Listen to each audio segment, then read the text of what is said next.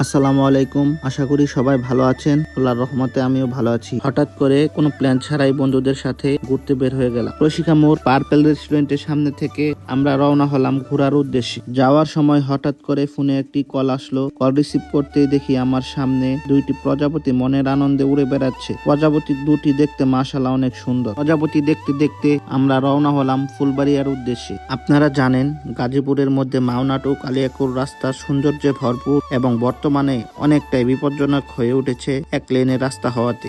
আপনারা সবাই সাবধানে বাইক রাইড করবেন এবং সাবধানে গাড়ি চালাবেন। ফুলবাড়িয়ার রাস্তার পাশাপাশি রুটি ভাজিও অনেক বিখ্যাত। চলেন আপনাদের নিয়ে ঘুরে আসি ফুলবাড়িয়া থেকে। ফুলবাড়িয়া রাস্তার দুই পাশের ভিউ মাশাআল্লাহ অনেক সুন্দর। আপনারা সবাই ভিউটি উপভোগ করুন।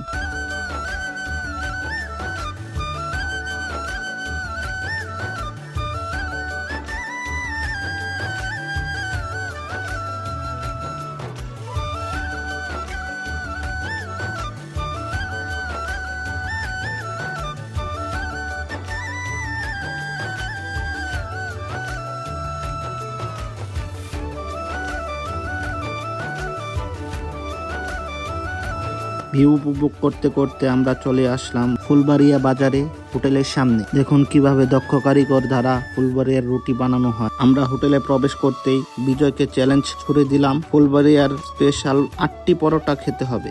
যদি সে 8টি পরোটা খেতে পারে তাহলে নগদ 5,000 টাকা এবং 1 কেজি রসমালাই তাকে পুরস্কৃত করা হবে। পুরস্কারের কথা শুনে সে সাথে সাথে চ্যালেঞ্জটি অ্যাকসেপ্ট করে নিল। আমি মনে মনে ভাবলাম, আয় হায়, এ কি করে ফেললাম, এ কি সত্যি সত্যি কি 8টি পরোটা খেয়ে ফেলবে? তারপর বিজয়ের জন্য 8টি পরোটা অর্ডার দেওয়া হলো।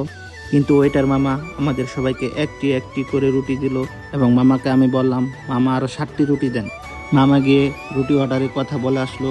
সাথে সাথে মামা পরোটা নিয়ে হাজির। 8টি পরোটা তো দূরের কথা, বিজয় 2টি পরোটা খাবার পর কপাস হয়ে বসে পড়লো এবং হতাশ হয়ে চ্যালেঞ্জটি হেরে গেল। খাওয়া দাওয়া শেষ করে আমরা প্রকৃতি দেখতে বের হয়ে গেলাম, কারণ ফুলবাড়িয়ার দিকে প্রকৃতি অনেক মনোমুগ্ধকর। ফুলবাড়িয়া টু মৌচাকের রাস্তাঘাট আগে অনেক সুন্দর ছিল, কিন্তু বর্তমানে তার আগের অবস্থায় নেই। আপনারা যারা বাইক নিয়ে আসবেন তারা খুব সাবধানে বাইক চালাবেন।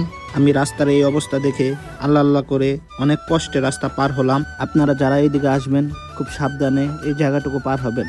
এখন আমরা মৌচাকের সামনে যে বাজার, সেই বাজার থেকে সোজা এক রাস্তা রঘুনাথপুরের দিকে চলে যাব। সোজা যেতে যেতে আমরা রঘুনাথপুর সরকারি প্রাথমিক বিদ্যালয়ের রাস্তা ধরে সামনের দিকে এগিয়ে চলেছি। আপনারা আমাদের সাথেই থাকুন এবং প্রাকৃতিক সৌন্দর্য উপভোগ করুন।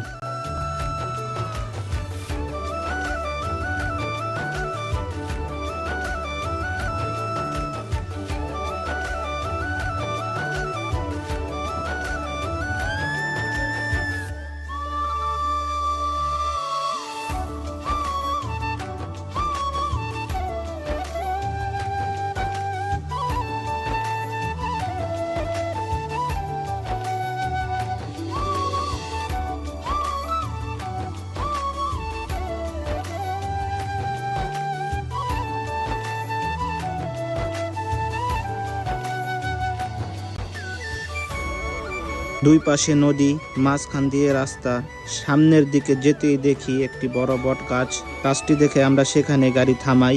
দেখুন প্রকৃতির সৌন্দর্য কি অপরূপ। দেখতে দেখতে নদীতে আমি একটি মাছ দেখতে পাই এবং এক লাফে আমি সেই মাছটি ধরার জন্য নিচে নেমে যাই। আমি যেতে যেতেই মাছটি ওইখান থেকে চলে গিয়েছিল। তারপর সৌরভ একটি লাঠি এনে মাছটি খোঁজার চেষ্টা করছে, কিন্তু দুঃখের বিষয় মাছটি আর দেখতে পাইনি। আরেকটি কথা আপনাদের বলতে মনেই ছিল না, ইমামুল চাচা, মানে ইমামুল হচ্ছে আমাদের জাতীয় চাচা, তাকে সবাই চাচা বলে ডাকে। ইমামুল চাচা তার বউয়ের পারমিশন না নিয়েই ঘুরতে এসেছিল, যার জন্য সে অনেক টেনশন আছে। তার জন্য সবাই দোয়া করবেন।